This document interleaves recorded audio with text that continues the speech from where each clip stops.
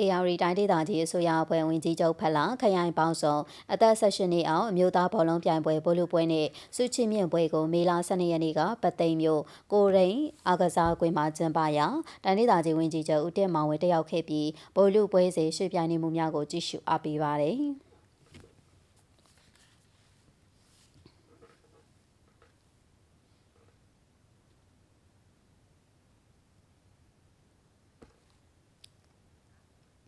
အိမ်နောက်တောင်းရှိသူများကရှေ့တန်းအကောင်ဆုံးကစားသမားစုအလဲတန်းအကောင်ဆုံးကစားသမားစု